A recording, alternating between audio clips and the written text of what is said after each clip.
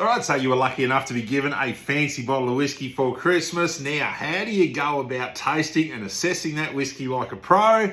Let me show you. Now, quick disclaimer before we get into this is most definitely not a must-do. You can enjoy your whiskey in whatever way you want to enjoy it. But here's some tricks, tips, something to try at home, and who knows, maybe you'll like it.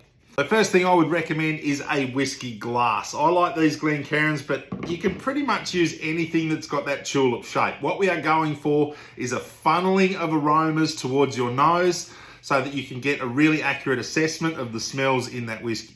So we are going to get a pour into the glass. You don't need a lot. Now, my tip is always give this at least a minute or two to open up in the glass before you start assessing it. Show some restraint, it'll pay off. From there, you can look at the colours and the legs. That's the whiskey clinging to the glass on the side there. What can you tell from this? Not a lot. Next up is nosing. Get the glass up to your nose. Little smells. Try and do it with your mouth open so you don't get that reverberation in your sinus. And don't chase. Just let those aromas come to you. It will remind you of things or places that you've been in the past. And whatever you get is what you get. There's no wrong answers here. The idea of this is to get those saliva glands going. It should be drawing you in, making you want to taste it. And on that note, let's do that. So you want to take little sips. Treat it as if it's hot. Don't get a big mouthful, especially if you are drinking a higher proof whiskey. Now, once you have a sip, don't think about this one too much. This is kind of sacrificial. Just let it coat your tongue and go down. But for your second one though, what I want you to do is take that same small sip and hold it in your mouth. Try and move it around your tongue, over your palate, the sides of the mouth, the back, then let it go down. Now there's 3 stages to this that I want you to pay attention to. There's the arrival. That is the second you take that sip. What is happening? What are you feeling? What are you tasting?